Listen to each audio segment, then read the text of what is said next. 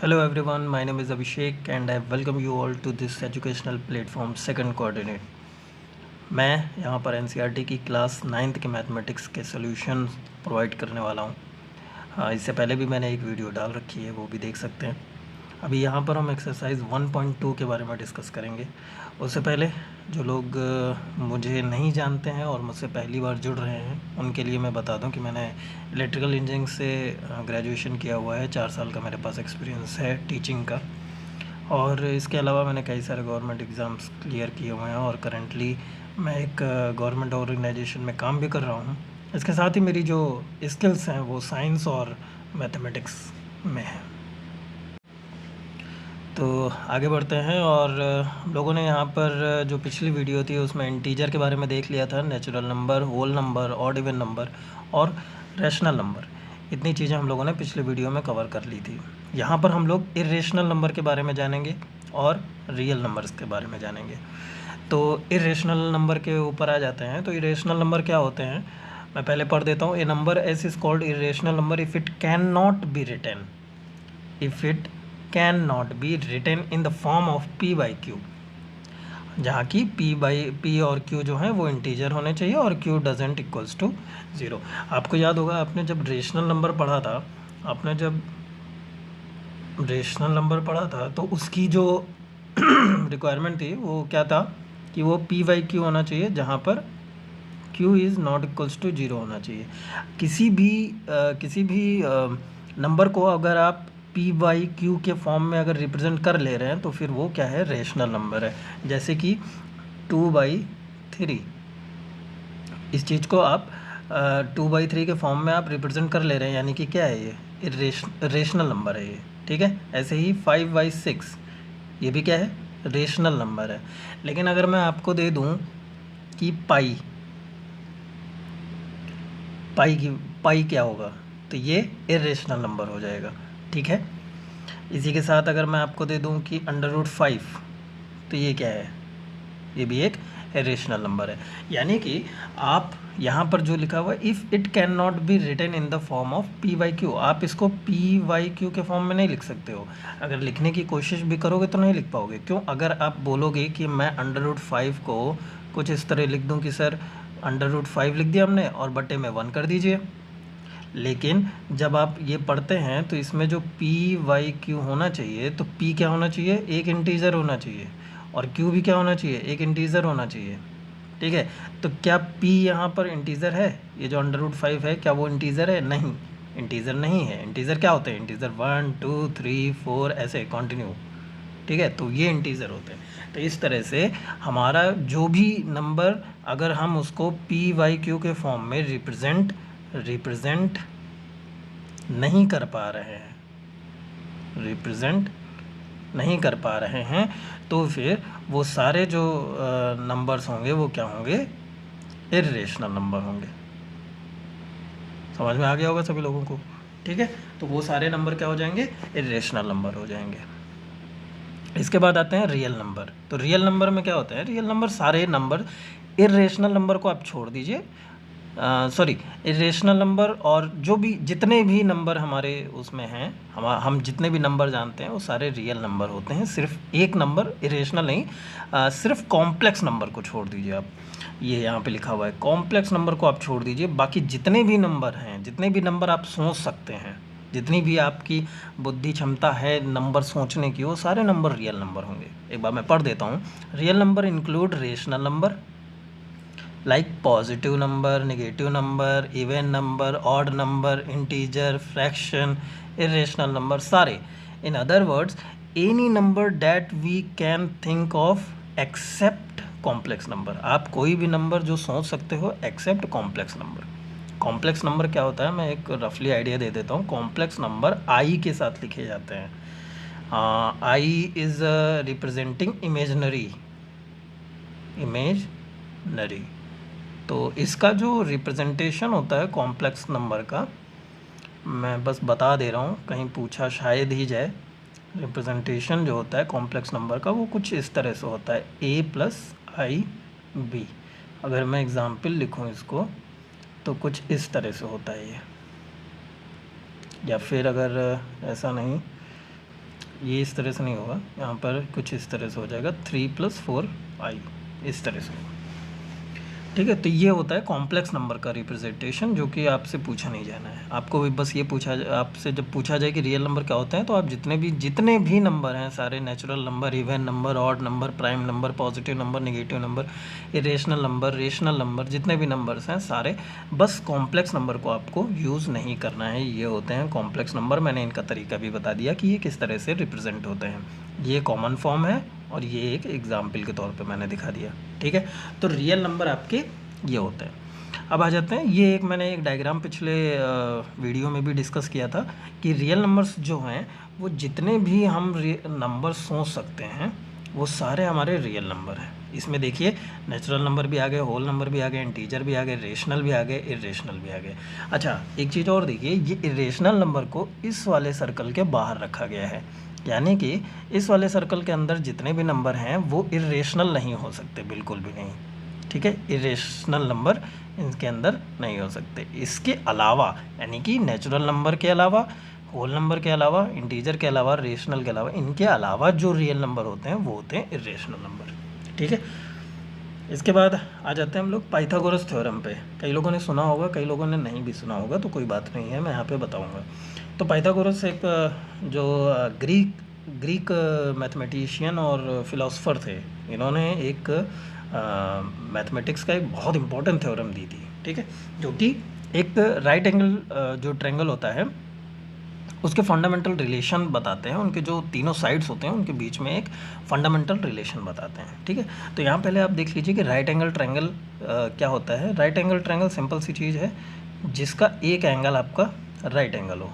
ये आपका right angle, अगर इसको हम इस राइट एंगल को 90 डिग्री से रिप्रेजेंट कर देते हैं। इसको मैं अगर ए बी सी से रिप्रेजेंट कर दूं, तो यहाँ पर जो ए बी सी है ये हमारा क्या है, राइट एंगल ट्रायंगल। और इसकी 3 साइड, यहाँ पे क्या लिखा हुआ है, 3 साइड्स। 3 साइड के बीच में एक फंडामेंटल रिलेशन डेवलप करता है। फंडामेंटल रिलेशन बताया किसने, पाइथागोरस ने बताया था, ग्रीक जो मैथमेटिशियन थे। अब इसमें क्या होता है कि 3 साइड्स हो गई, एक आपका ए बी हो गया, एक आपका बी सी हो गया और एक आपका ए सी हो गया। ठीक है, तो यहाँ पर मैं थोड़ा सा डिटेल में इसको डिस्कस कर रहा हूँ ताकि आप लोगों को समझ में आ जाए बहुत अच्छे से। तो एक अगर आपका यहाँ पर राइट एंगल ट्रायंगल में ले लेता हूँ, ये हमारा राइट एंगल हो गया, मैं इसको रिप्रेजेंट कर दे रहा हूँ 90 डिग्री से। और इसके जो साइड्स हैं उनका मैं जो शीर्ष है उनका नाम लिख दिया मैंने, ए बी सी। ठीक है, अब यही ए बी सी, अब जो पहली साइड है मैं पहले यहाँ पर रिप्रेजेंट कर दे रहा हूँ। फर्स्ट जो साइड है उसको रिप्रेजेंट कर रहा हूँ मैं किससे, ए बी से। सेकेंड साइड जो है उसको मैं बोल दे रहा हूँ बी सी, बी सी को मैं सेकेंड साइड मान ले रहा हूँ। एंड थर्ड साइड जो है वो कौन सी है, ए सी, जो बच्ची हमारी ए सी। ठीक है, अब इसमें जो है हमेशा याद रखिएगा कि जो ये 90 डिग्री का 90 डिग्री दिखाई दे रहा है, इस 90 डिग्री के सामने वाली जो साइड है ए सी, 90 डिग्री के जो सामने वाली साइड है ए सी, यानी कि ये, तो ए सी को हम लोग नाम बोलते हैं, ए सी को हम लोग नाम बोलते हैं हाइपोटेनस, हाइपोटेनस। अब जैसे ये हमारा नीचे अभी बॉटम लाइन पे ये दिख रहा है ए बी, तो ए बी को हम लोगों ने बोल दिया बेस। और बी सी जो वर्टिकली खड़ा हुआ है तो उसको हम लोग बोल देते हैं परपेंडिकुलर। ठीक है, तो ये 3 साइड्स हो गई, हाइपोटेनस, बेस और परपेंडिकुलर। ठीक है, तो अब जो पाइथागोरस थ्योरम थी, अकॉर्डिंग टू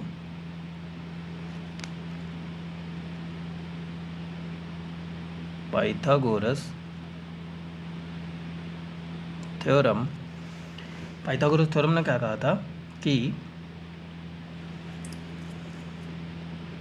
किसी भी एक राइट एंगल ट्रायंगल में जो हाइपोटेनस का स्क्वायर है वो बाकी दोनों जो साइड्स हैं उनके अलग अलग स्क्वायर के, यानी कि अलग अलग वर्ग के योग के बराबर होता है। इंग्लिश में बोल देता हूँ, in a right angle triangle the square of hypotenuse is equals to the sum of square of each side each other sides.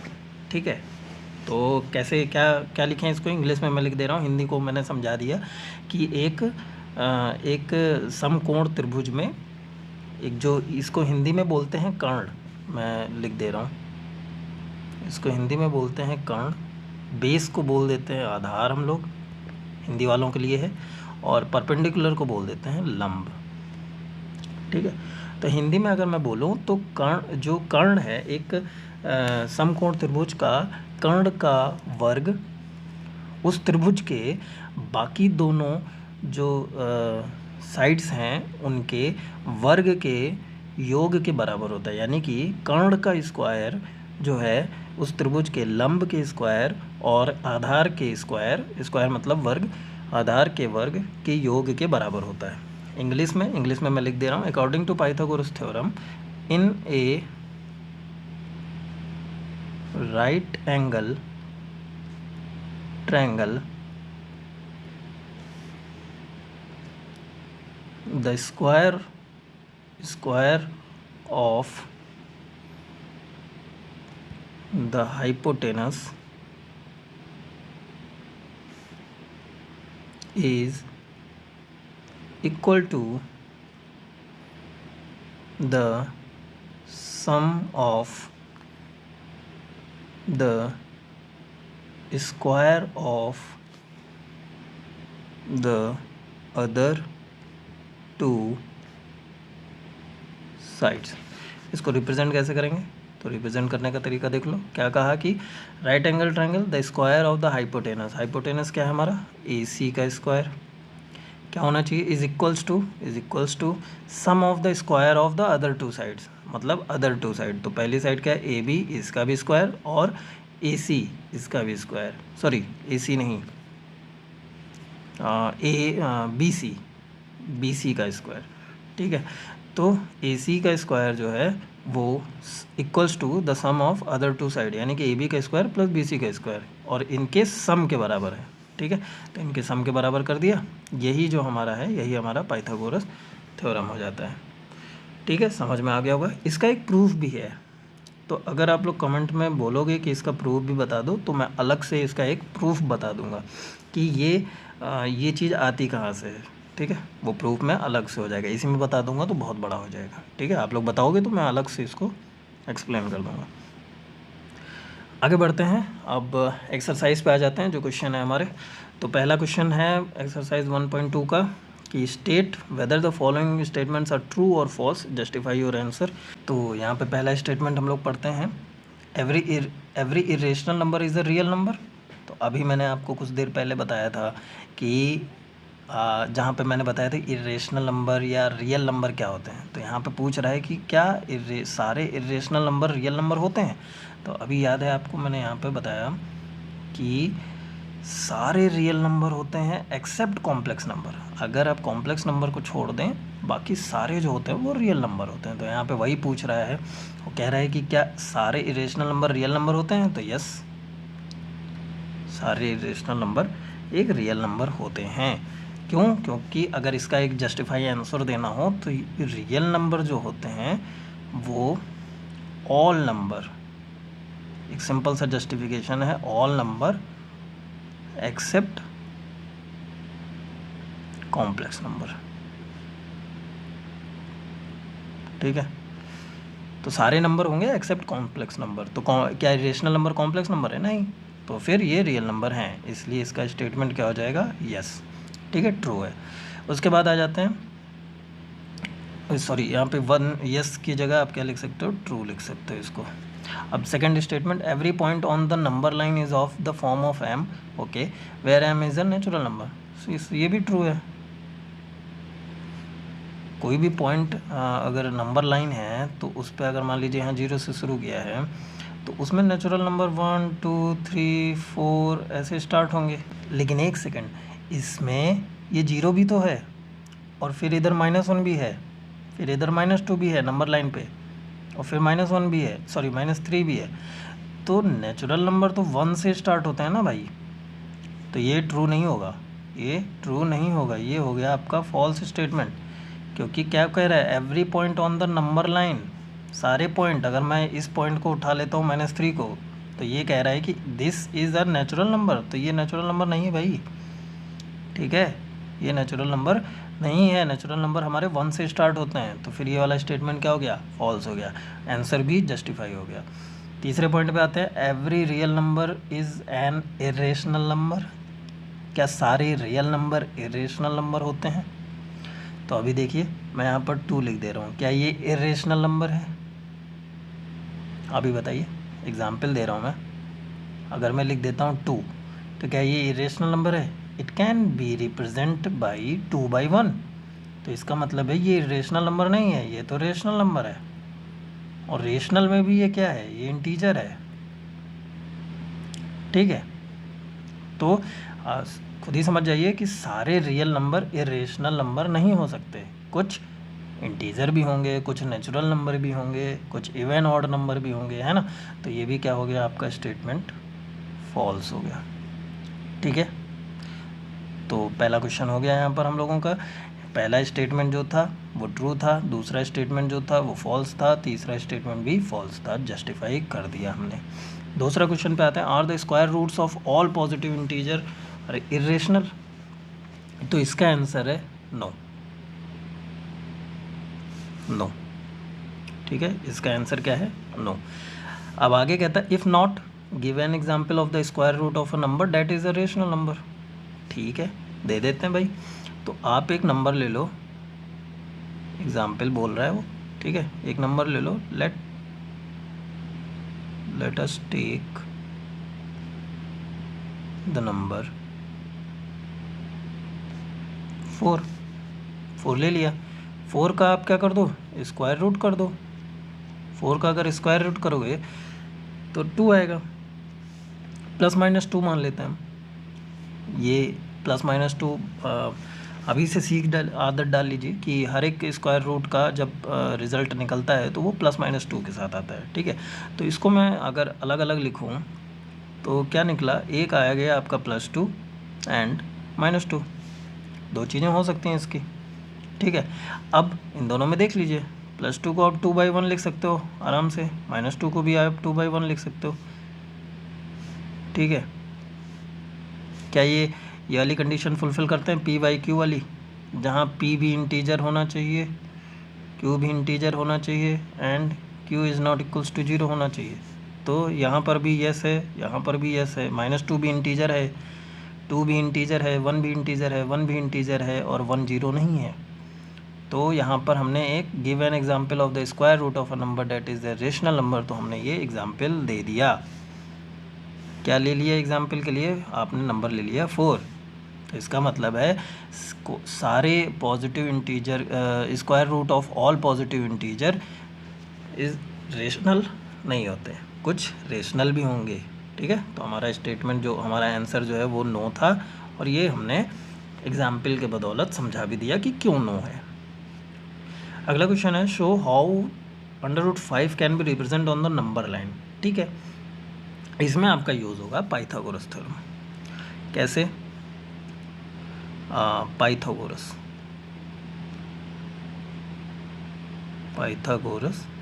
Theorem इसमें यूज़ होगी।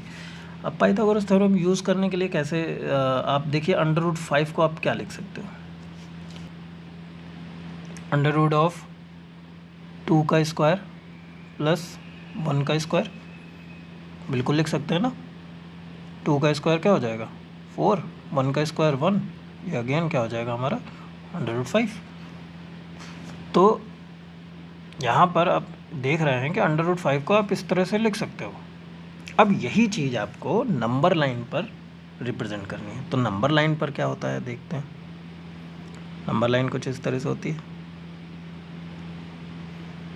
ठीक है। ये पॉइंट 0 मान लेते हैं, ये 1 मान लेते हैं, ये 2 मान लेते हैं, ये 3 मान लेते हैं, ये 4 मान लेते हैं। इधर भी ऐसे ही, ये 1 मान लिया हमने, ये 2 मान लिया हमने, ये यहाँ पर 3 मान लेते हैं, चलिए ठीक। अब नंबर लाइन पर देखिए हमने कहा आप ये 2 लीजिए, √2 का स्क्वायर और प्लस 1 का स्क्वायर। तो आप ये वाला यहाँ पर 2 लीजिए। मैं इसका कलर चेंज करता हूँ, 1 सेकंड।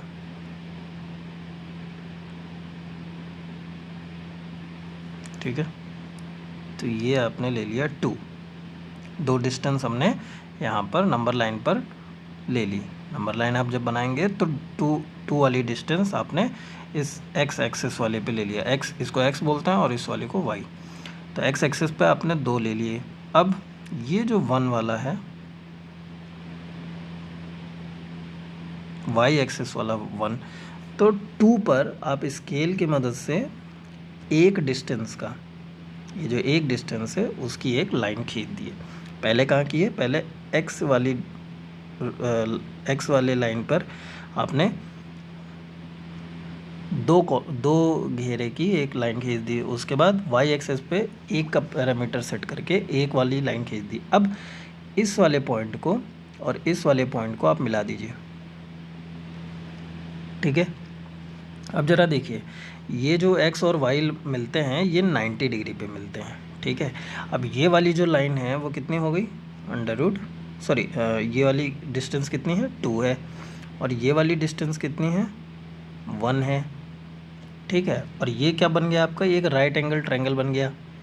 ठीक है, तो राइट एंगल ट्रायंगल में फिर ये वाली डिस्टेंस कितनी हो जाएगी, ये वाली डिस्टेंस फाइंड आउट करने के लिए पाइथागोरस थ्योरम यूज़ करेंगे। पाइथागोरस थ्योरम यूज़ करेंगे तो क्या लिखेंगे, इन दोनों साइड्स का स्क्वायर, यानी कि 2 का स्क्वायर प्लस 1 का स्क्वायर, यही बनेगा हमारा √5। तो ये क्या डिस्टेंस हो गई हमारी, √5। ठीक है, अब लीजिए आप प्रकार। ठीक है, कंपास, उसमें ये वाली डिस्टेंस कवर करिए। ठीक है, और फिर एक आर्क लगा दीजिए, ऐसे एक